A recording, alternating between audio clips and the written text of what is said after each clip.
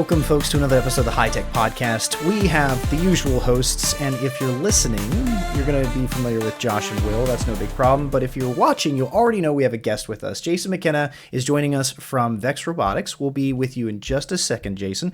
If you want to follow this podcast, this episode, learn more about VEX Robotics on our episode page. It'll come out with this episode today.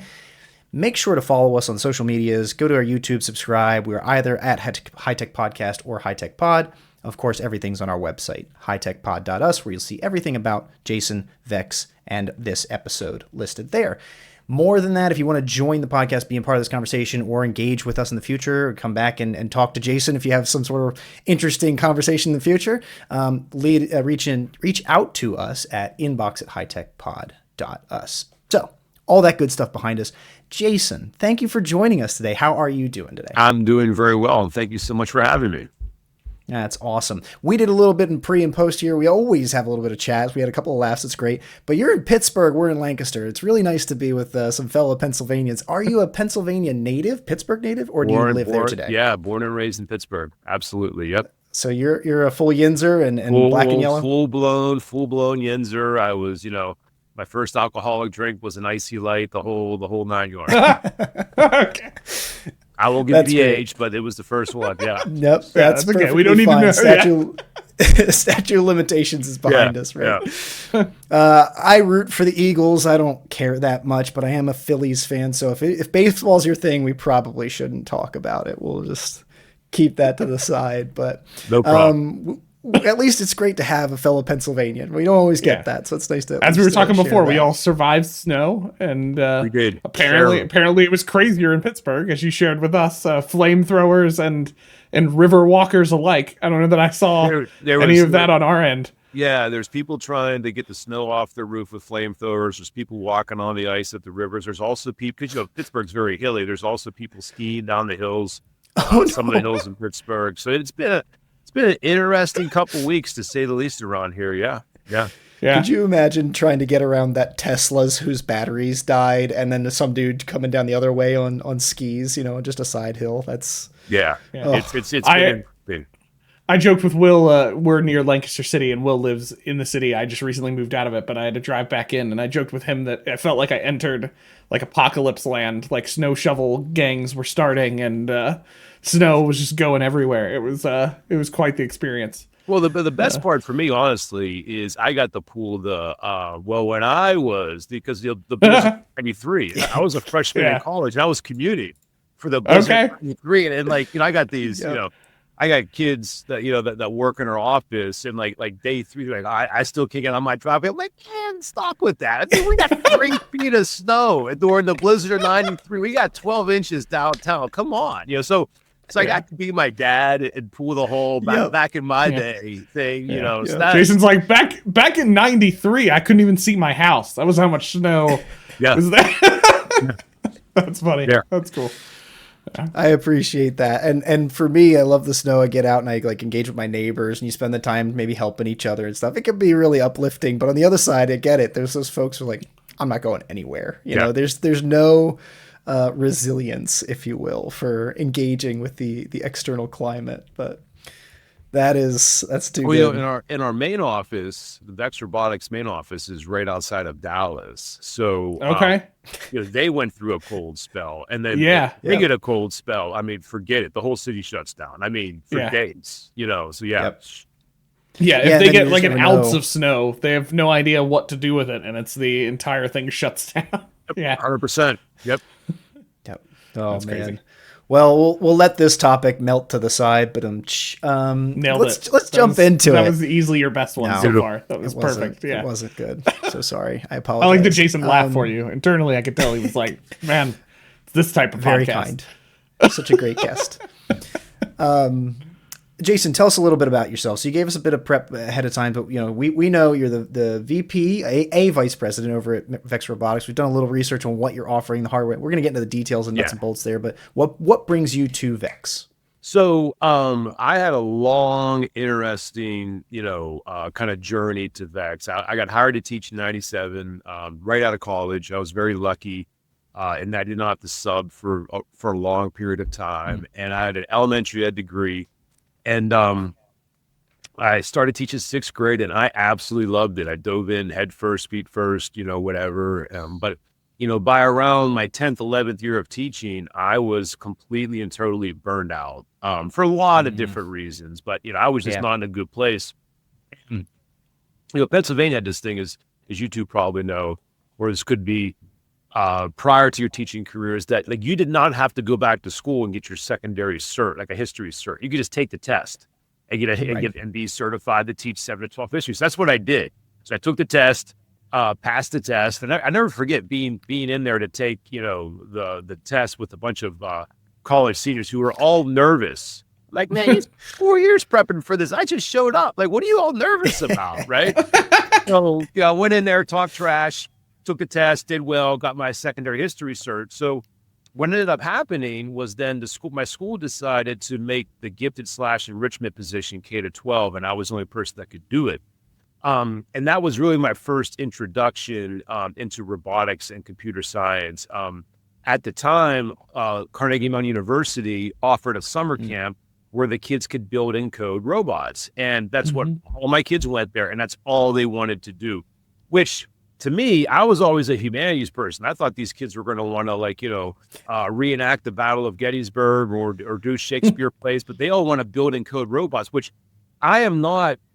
My last computers, I actually just told this story when I was in London at the BET conference. My last computer science course was in 1989 when I was in high school. Oh. Yeah. Oh, wow. Yeah. And now my kids all want to learn how to code this robot. So I'm like way out of my depth, way out of my league. And so what I do, just my natural disposition when I get in a situation like that, is I just ask a lot of questions. And the only person I could ask questions to, or the only people, I guess, was the Carnegie Mellon Robotics Academy at the off campus of CMU, which was in Lawrenceville. They were the only people creating any type of professional development or curriculum around STEM, specifically organized with robotics.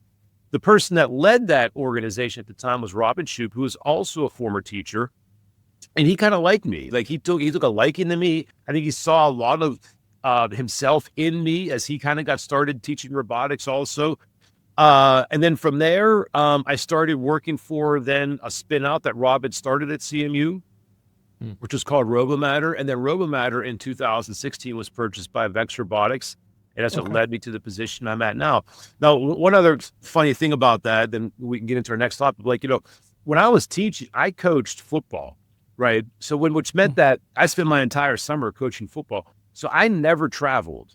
I was on a plane once in my life before I started working for VEX. Now I've literally been on every continent talking about STEM education with teachers and students all over the world. So I say that only, you got obviously an audience of a lot of teachers, but, when you kind of follow your passion and you kind of follow what you enjoy doing, it could lead to some amazing things. And for me, it's literally led me all over the world. So, I just wanted to kind of leave your audience with that also. No, I appreciate that, because one of the things that what's important even about our podcast is we started it because we were trying to fill a need in higher education ed tech, right? It was like, we were kind of very niche. Josh was joining the field. I was pretty well established in it, but I was eventually, just that first year we started the podcast, I left higher education and went to corporate. And it's a very important thing to say, like, technology and how we're using it in productivity, needs to be a part of learning today. It's a core, it's fundamental to learning. You're going to have an online course. You're going to have coding, STEM, tech, whatever. It's a part. You're going to use a computer to complete your work. And yet I'm in corporate. We're all out there using these corporate worlds where sometimes our coworkers don't know how to copy and paste. Yeah. Our colleagues today, if you don't want to get away from just kind of those digital literacy thing, we're all facing this issue with AI. What do we do with it? So we need folks like all three of us here. Josh took a little step out into corporate. He went back to higher ed. Yeah, it was for a long time. I came back.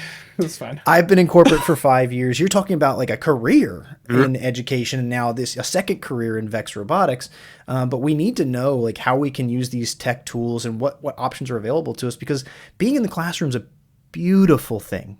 It's a mission-based thing, but it doesn't always work, especially permanently. So we need to know, we should look for these opportunities, engage with the tools we're using, whether it's VEX or, your LMS or other tools, right, that people are engaged with. Because we could be serving pretty well in those spaces too, helping our colleagues, helping other educators, grow with these kinds of tools. So Bob, I appreciate your message because that's a part of us. The co-founder of VEX is Bob Memlich. So the two founders of VEX, Tony Norman, Bob Memlich, both engineers, brilliant guys. Between the two of them, I think they have over 100 patents. I mean, just crazy brilliant, right? Woo. And Bob likes to say, I'm his only non-engineer friend, right? I'm the only person he gets along with that's engineer, right? And the reason why I say that is because I have, people have told me, like, my superpower is my ability to understand and react to change well. A lot of people can't handle change well, right? Whereas I'm able to pivot, understand differences, nuance, and very much be able to react to change well. And I tell people all the time, the reason why that is because I taught middle school, right? No. So first period, the kids would love me. Third period, the same kids hated me. And that was the same person. That was like the same person, right? And one day, like all year, the parents would tell me I was amazing, fantastic, greatest teacher their kid ever had. And then all of a sudden in March, I was the worst teacher in the history of public education. And I used to have to be able to, and then I gave it myself, like I would teach a lesson first period. I teach that same lesson eighth period. It'd be completely and totally different. I'm thinking to myself, what happened here? Like I taught that terrible period. First period was great. Eighth period, I taught that, like, what happened here, right?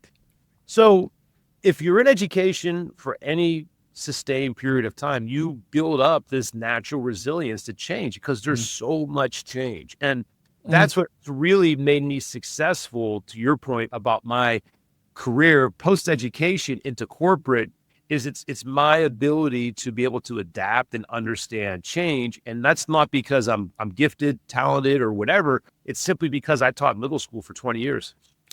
It's a survival. No, I mean, that attests to, real quick, that attests to a joke I was making. I was running a session for instructors at a higher ed level on just technology in general, where it fits into education, and kind of looking at how we look at tools and digital technology. And I had a guy in the room who was joking about his shift from, he had taught middle school for several years. And I made a joke because I had a different, wasn't formal education with middle schoolers, but I taught middle schoolers in a certain context.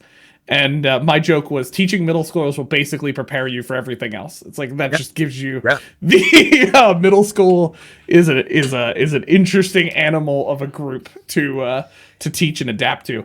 I want to come back to that ability to adapt as we talk about AI in a little bit here, Jason. But I do want to, before we jump into that, for the listeners that we have here, tell us a little bit now. Okay, so you end up at VEX. What is VEX Robotics, right? Yeah. So obviously it connects into STEM, but what does VEX do? Kind of talk a little bit about what VEX is for the average listener. So going back to Bob and Tony, Bob is a mechanical engineer, Tony's electrical engineer. They both work for the Department of Defense. They actually went to high school together. Both were working for the Department of Defense and started mentoring a high school robotics team, right? And they loved it. They loved it so much, they decided to start a company called VEX Robotics to basically create the tools and materials in what is now the VEX Robotics competition. So last year in Dallas, Texas, we had over 25,000 students from over 60 different countries. Oh, wow. Very loud, very enthusiastic, descend upon us for the VEX World Championship. And it's the world's largest robotics competition. That's really how we got our start. Okay. And still to this day with VEX, we have these big metal robots, right? And that's we the high school robotics and the college competitions. That's really what it's about. But then around 2012, I believe it was, VEX created, Bob and Tony created the VEX IQ system, which was a plastic-based robotics system, right? Okay. And prior to that, like, the robotics community was a lot of hobbyists. People like to tinker and explore. So they loved the fact that there was 7 different coding languages that you could use to program a VEX robot. And there was all these different builds and all these different resources, right? But when they created the VEX IQ, they started to see classroom adoption. As I'm sure both of you know, teachers are not big fans of optionality. It's like, okay, like, well, give me, what coding language do I need? Give me the one source of truth for this, and then I can then figure out how to execute this in my classroom. So that's why they bought RoboMatter. because we were the ones that were creating curriculum and teacher professional development around STEM. So what Tony and Bob, being very good businessmen, realized is that they had to take these tools that they had created and turn it into a solution that could be implemented in classrooms all over the world. So that's what we started to do. And then we started to build out this entire continuum. So now we have tools and solutions for students as young as 4 years old, all the way up to university. We have a STEM continuum. We have a computer science continuum. The thing I'm most proud of is we started our educator certification program in 2019. We've certified over 20,000 teachers in over 150 countries in STEM education. So we're really proud of that fact. So what I like to say now to answer your question, like who is VEX? I like to say that we lead the world in creating meaningful learning experiences for students. Millions of kids touch our solutions every single day. Teachers get certified in VEX Robotics every single day. So that's what gets me out of bed every single morning, is trying to create more of those meaningful learning experiences for teachers in classrooms. That's really cool. Awesome. And I love this journey from, like, do you remember the TV show Robot Wars? You know, the hobbyists who are talking about building these robots. To me, I see this journey of like these two guys in the corner, like, all right, let's do Robot Wars. Oh, wait, we could change the world. You know, like this opportunity is right in front of them with the tools, the learning, the knowledge they have and doing it and hobbying, to go turn around and give that choice to kids, where my 13-year-old nephew, 12-year-old nephew has had Lego classes for 4 years already. And like 2 years ago, they started the robot side of their Lego classes, right? Like that wasn't an option to Josh and I, wasn't an option to you in school, right? But it takes these kinds of folks stepping forwards to create that opportunity, changing the world. So I tell this story in the introduction to my book, where I'm walking out of the VEX Robotics World Championship. It was in Louisville that year, and with Bob, right? And so there's like 6 places in the country that can actually host the VEX Robotics World Championships, because you have to have a big enough like convention center to actually have the competition. But then you have the finals where everybody wants to go, and it has to be in a dome. It has to seat like 15,000 people. So you have to have a convention center attached to a dome that can house this many people, right? And then at the end, when they crown the world champion that year, they then unveil next year's game, right? So there's 16,000 kids. They watch the world championship. From the ceiling, they drop down the new game and they play the video for that year's game. And these kids are losing their mind. I mean, they're going crazy, right? We walk out of there, like, and Bob looks at me and he goes, these kids have no idea how much work they just signed up for. And when he told me that, it was like a 2x4 across my face, because that's the magic. That's what every teacher wants in their classroom. They want rigor, but they want engagement. Right? They want desirable difficulties, but they also want fun. They want enthusiasm, but they also want hard work. And that's what you saw encapsulated in that image I just talked to you a moment about. So what my job is to do is to take that and to try to sprinkle it into as many different classrooms as possible and give teachers the tools, the solutions that we talked about, but also the professional development and support so they can then do that. That's super cool. That's just awesome. I love the they don't know how much work they signed up for.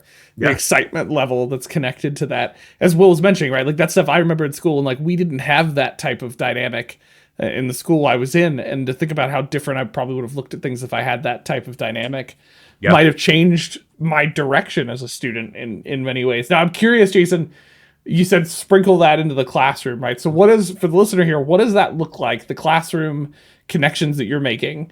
What is that? So obviously your certification program you're talking about that you can certify, and you're talking about somehow these resources connect into. What does some of that curriculum look like for the educator? How does that connection, that sprinkling, as you will, look outside of the competition?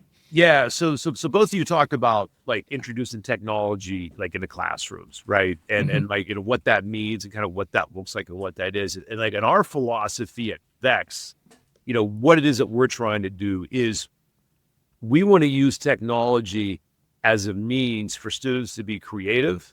We want to use technology as a means for students to be collaborative. We want to use technology as a means for students to decide their own learning journey and to make learning more student-centered for them, right? So, I mean, I'm stealing all the lines from Papert here and constructivism and all the books he wrote. This is nothing new from Jason McKenna. But what we want to do is we want to use technology to do all these really cool things in the classrooms that like we were talking about. So some specific examples to your question of what we mean by that is like, number one, if you look at our curriculum, all of our curriculum is student-centered, okay? So what does that mean? So for 20 years when I taught, I would always get the question, the kid would raise their hand. I'd give what I thought was the greatest lesson ever. Student would raise their hand. I'd be so excited. I'd be like, yes, Josh, what's your question? And Josh would say to me, is this going to be graded? And I just hang my head off the chalkboard, right? Yeah, right, straight to the board, exactly, right? But then I realized that was the incentive structure that I had created in my classroom, right? Mm-hmm. I'd have my kids write essays, and I would spend hours grading these essays. I'd underline things, I'd circle things, I'd write notes in the margin, do all this stuff, give it back to the kids. What did they do? To go through all the pages, look at the grade at the end and throw it away. Like all that stuff I gave them didn't matter. That was because in my classroom, assessment was something I did to students as opposed to with the students, right? So all of our curriculum is around this idea of student-centered assessment where we instruct the teachers, this is how you can actually sit down with the students, right? And collectively say, okay, here's a challenge that we have. We want to make our robot go here. What do you think we would have to learn or do and understand in order to make that happen? And we bring the students to the side of the teacher when it comes to assessment. So that's one like real concrete way that we try to do that from a tools perspective, like with the robots and what are the things that we do with that. So we actually went through this process with CAST about a year ago. So CAST is a nonprofit here in the Northeast that created Universal Design for Learning standards, right? So we went through the process of getting our professional development, our curriculum certified by CAST to ensure that our curriculum and our certifications uphold the values of Universal Design for Learning. But we also then took those lessons and we applied it to our product development. So what are the multiple ways that a student can interact with this robot? What are the multiple ways that this robot can give the students feedback? How do we make sure we have a low barrier of entry so all the students can go in and do something successful and feel that rush of excitement with the robot, but also have a very high ceiling. So if we want to do crazy complex stuff, we don't place that artificial ceiling upon them. So from a product development standpoint, we think about these things a lot. And we think about these things a lot through the eyes of a student and not through the eyes of an engineer. And then from a curriculum standpoint, we want to make sure that we give students opportunities to collaborate. We want to make sure we give them opportunities to think about their own thinking, but also, most importantly, think about assessment in terms of something that they're doing together with their classmates and with the teachers. Like you said before about, bringing in some of those constructivism pepper, and then you just ladled off all those options of like how intentional VEX is being about the curriculum itself, right?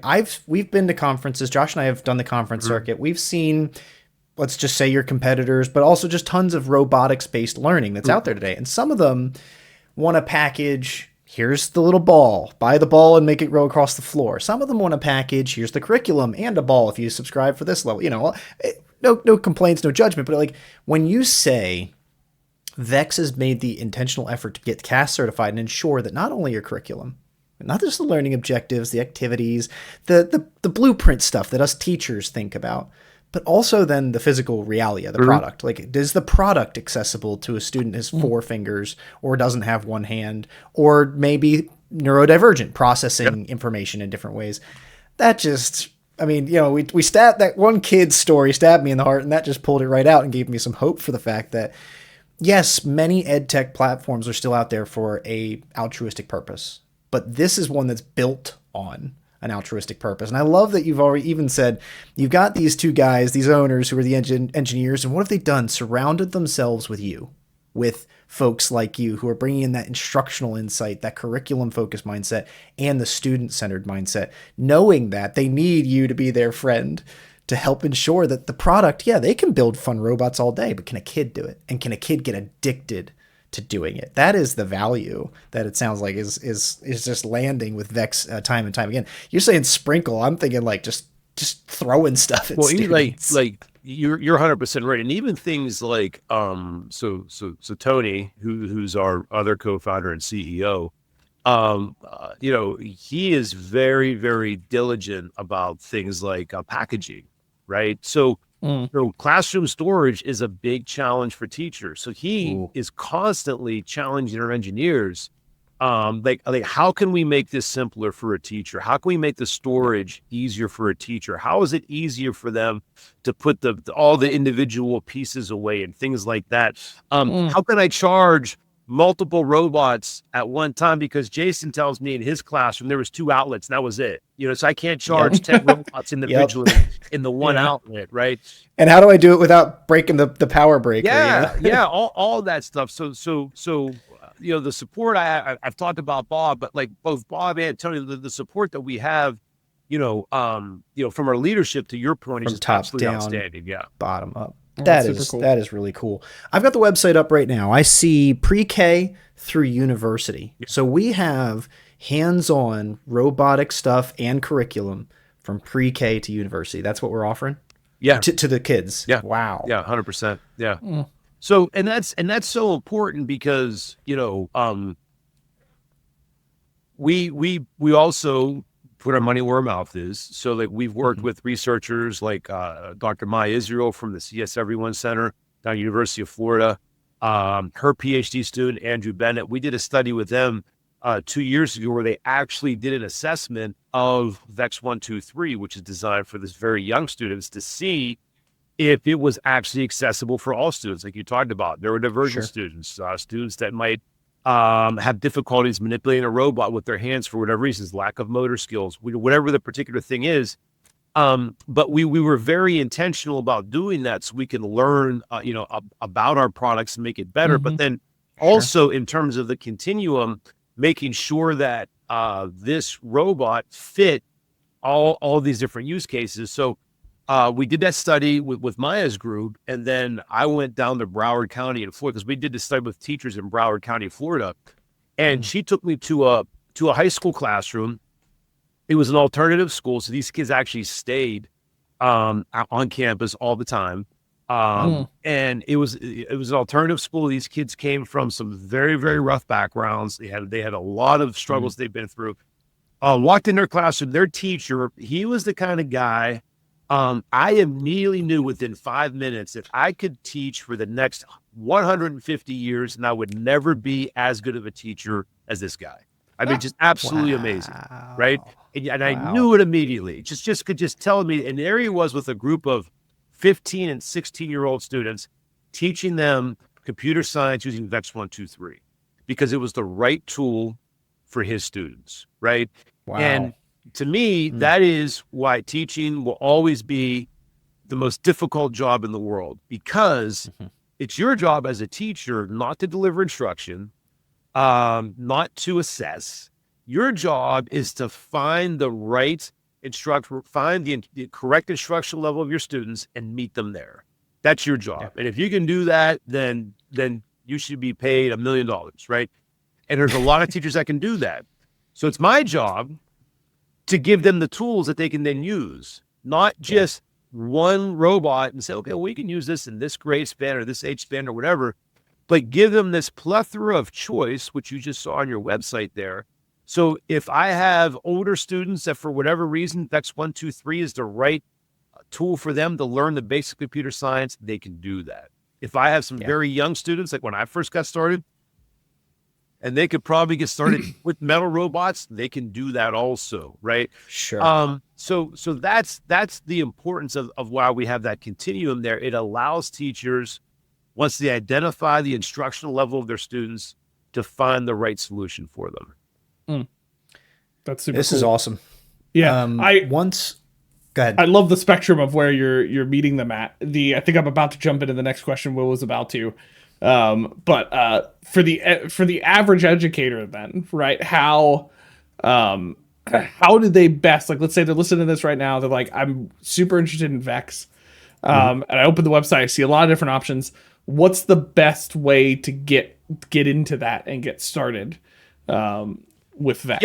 Yeah. So I mean, obviously they can contact, sales@vex.com, and they kind of walk them through, what it is. Okay, what's your age range, what grades you're teaching, are you interested in more computer science? You want some hands-on STEM, like those types of things. They can obviously start there and kind of get the one-to-one support that they would need to be able to do that. But we also have a lot of different literature on our website. We have all of our content has what we call teach pages. So you can go to teach123.vex.com. You can go to teachgo.vex.com. You can go to teachexp.vex.com. And that is where we always tell educators to start. So if you have no idea like where to get started, what you should do, go to one of our teach pages. There we'll show you the tools that we have, the resources that we have, our education certification that we have, and then kind of take your hand and kind of walk you through the entire process. That's really what we do, to really help you get started.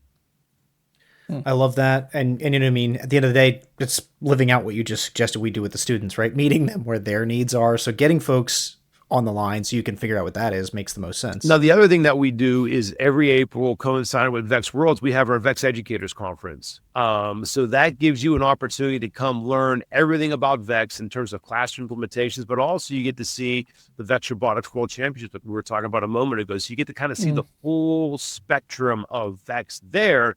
You can have a one-on-one with a member, with me or a member of education staff, and basically like, I have no idea how to get started. Help me get started, And it's just a really, really cool experience for educators to come and see that and be able to get hands-on also with all the different VEX solutions and meet other like-minded educators that are trying to do the same thing that they're doing. So the VEX Educators Conference is something that they can do and something that they can go to. Hopefully they got a lot of money in their budget to be able to go to conferences and really exceed everything from VEX firsthand. Okay. That I'll be straightforward, right? I was starting to think about and sneak up to that. Like costs, we all got them. And hopefully folks get that benefit. It looks like there's tons of information to get people engaged, get people working with y'all.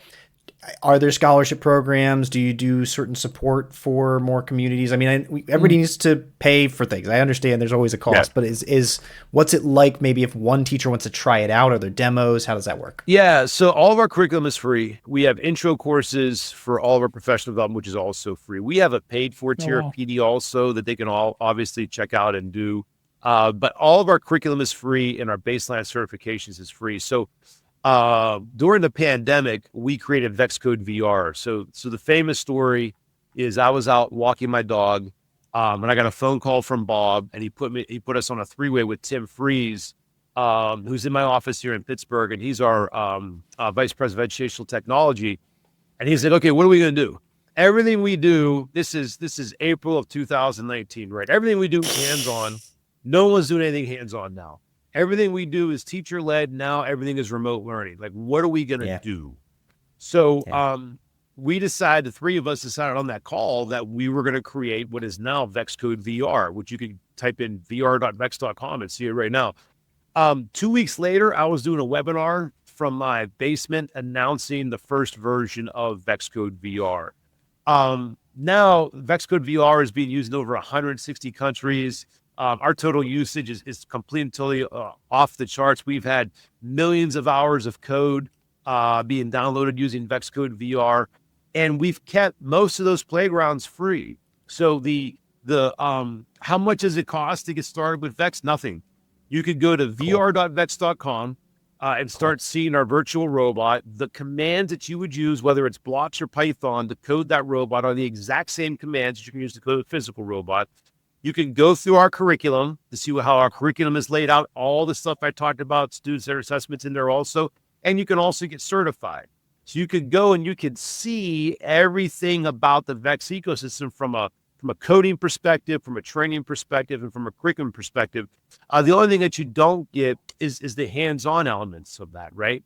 And what we've done, the other thing about the continuum, the other nice thing about that is it also brings the price down, right? Because again, back in 2010, 2011, the big metal robots were expensive, thousands of dollars, right? Yeah. Well, now a VEX Go kit, one individual VEX Go kit is, I don't know how much it is. I'm not a sales guy, but it's like $200. Nah, it's that, right? Right. Approachable. So the price point is much more approachable for that than it is obviously a metal robotic system. We have an entire website, grants.vex.com, in which we try to help people do grants and get grants. We talk about federal grants, local grants, so on and so forth. Great. And we work with a nonprofit, the Robotics Education. I can't remember what the C stands for. I'm sorry. RECF is the name of the nonprofit competition. I'm sorry. Robotics Education Competition Foundation, RECF. And they offer scholarships. So there are two local schools here in Pittsburgh.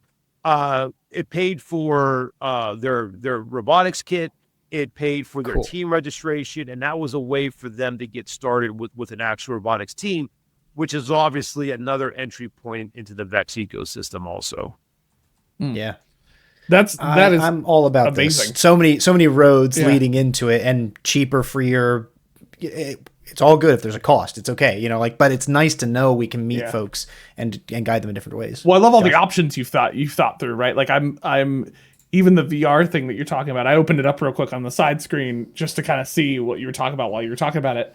And for anybody curious, definitely go check it out, because it's like I'm looking at this practically, right? In this conversation, I have two different hats I'm wearing: my podcast host, and then also a work host, where I have to think through. Sometimes there's been some conversation about how does STEM happen with some online components as well, being in a higher ed online dynamic. And it's just cool to see all the different on-ramps you have to how this could look, in the different modalities that you're acknowledging students have, and different routes that different educators have, and institutions and all that different places. So before I jump to my next question, really just anybody listening, I think if this is interesting you at all, like check out some of this stuff. We will provide a lot of these links that Jason's talking about on our episode page, so you can check that out as well. But that's super cool, Jason. Now I want to, you said you adapt to change, so I want to change topics real quick, because I want to jump into the thing that nobody's talking about, AI. As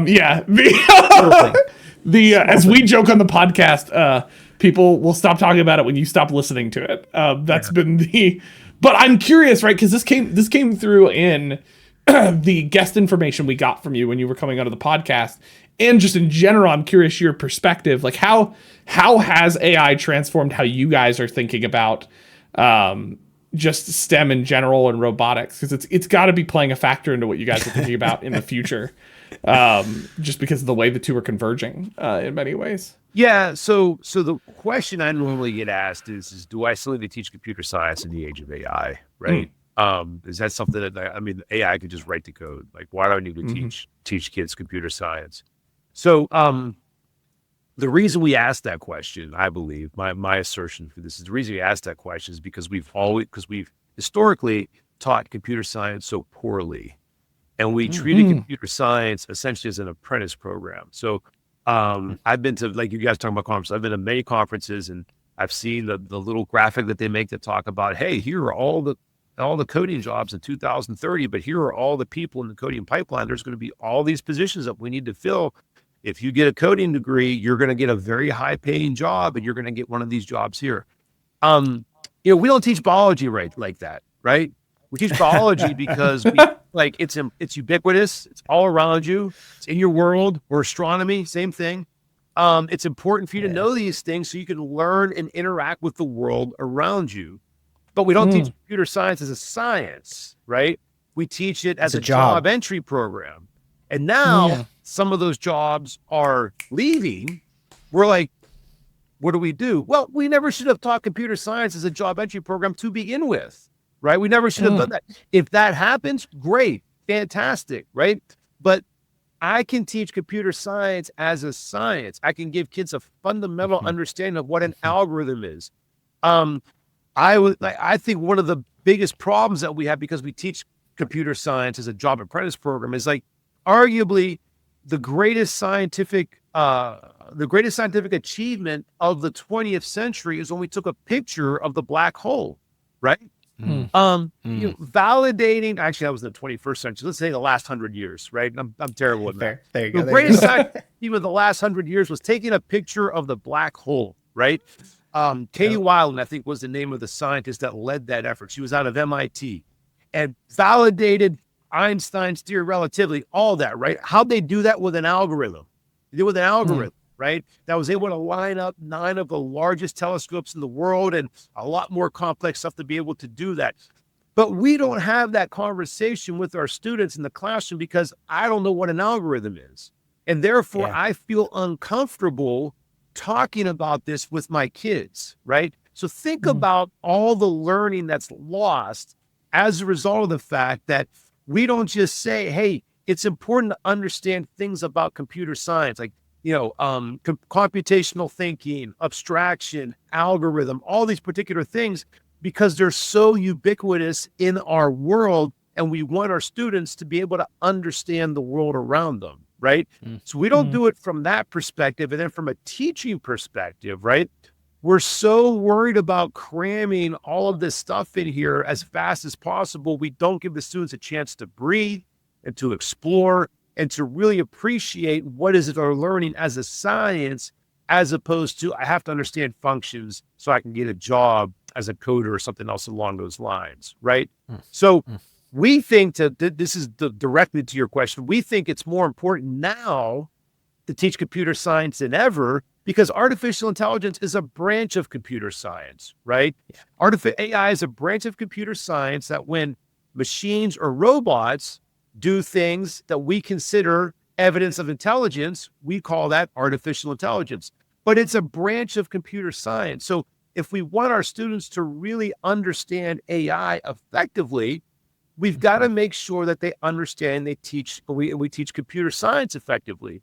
How do we teach computer science effectively? We can do a whole nother podcast on that, but basically you got to take it off the screen.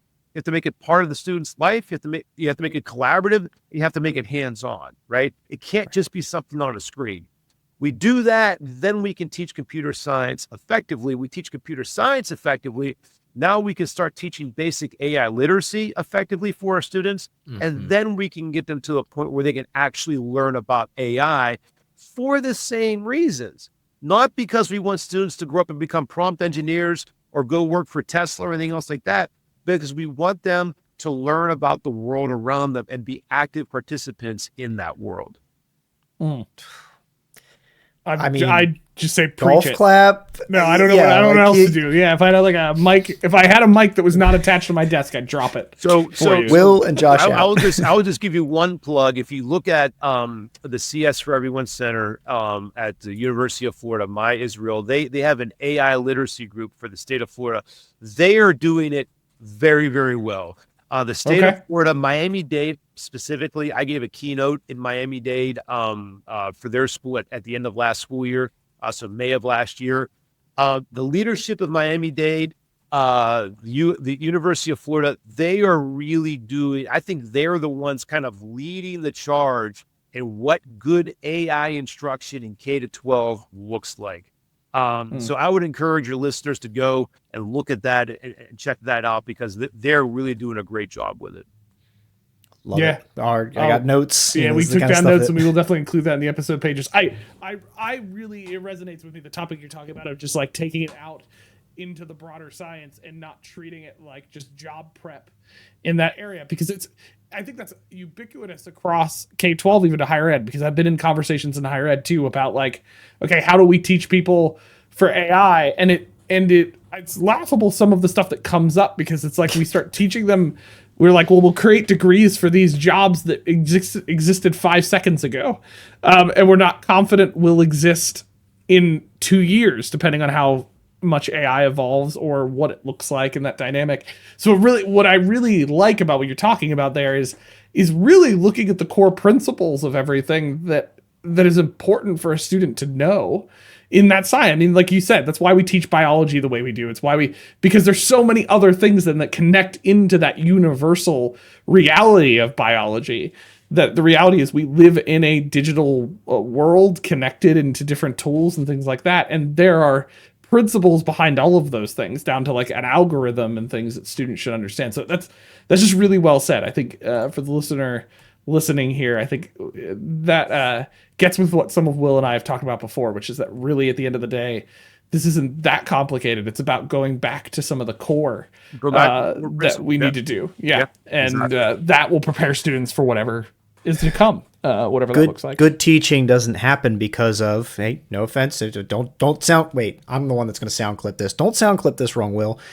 Good teaching and instruction doesn't come from VEX Robotics or Legos or a curriculum book, right? It comes from a good teacher. Yeah. It comes from the right person, like you've already said, finding the level of instruction their learners need and providing it. We use good tools, whether it's VEX, whether it's AI, whether it's Legos, whatever, to reach the students where they are. And I love that. I love your story, right? That this instructor is going to use your VEX 1, 2, 3 with teenagers because it met the need. That's pedagogy. Yeah. That's why we all do it. That's why we have that heart of the educator, whether we are in the classroom or not. That's why we got into it. That's why we commit to it. And I love this quick summary, right? So we've met Jason. Jason went through this career of educating, gets burnt out. And instead of, I don't know, going to open his own business or whatever else was possible, becoming a football coach. Yeah, instead of doing that. Walking on the ice. Melting ice with flamethrowers. The top 3 options out of education. You said, how could I still change the world for students? How can I still make the classroom better? And it sounds like you're still energized about it, 10, 15 years into this process of changing into career number 2.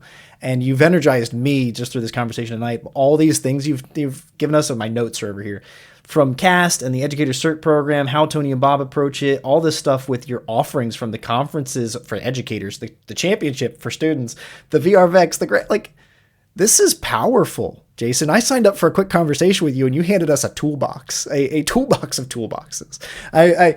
I shouldn't just sit here and praise you, but thank you. And I think that summary should help serve to folks what is possible here, not only with VEX and with the product, but as an educator.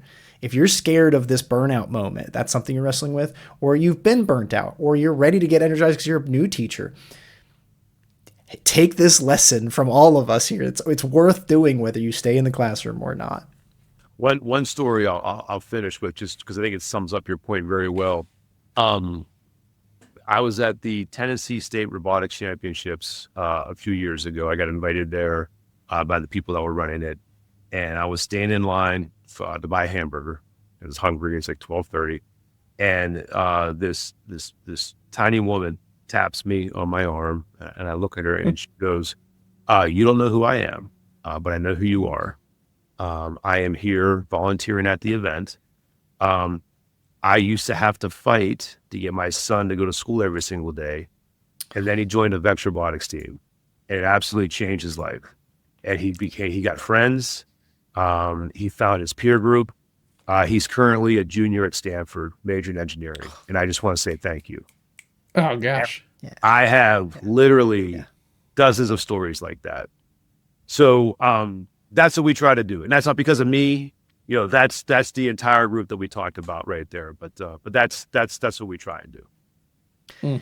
Thank you, Jason. I'll queue you up for a second. I'm going to do something first, but I'll queue up. If you want to have those top links, we'll have things on the page. If you want to recite anything here, you've mentioned a few times a book. That's What STEM Can Do for Your Classroom. Yes. Is that? Yes. That's it. So folks, if you want to hear more of Jason's story, I'm looking at that. Improving Student Problem Solving, Collaboration, and Engagement, Grades K-6.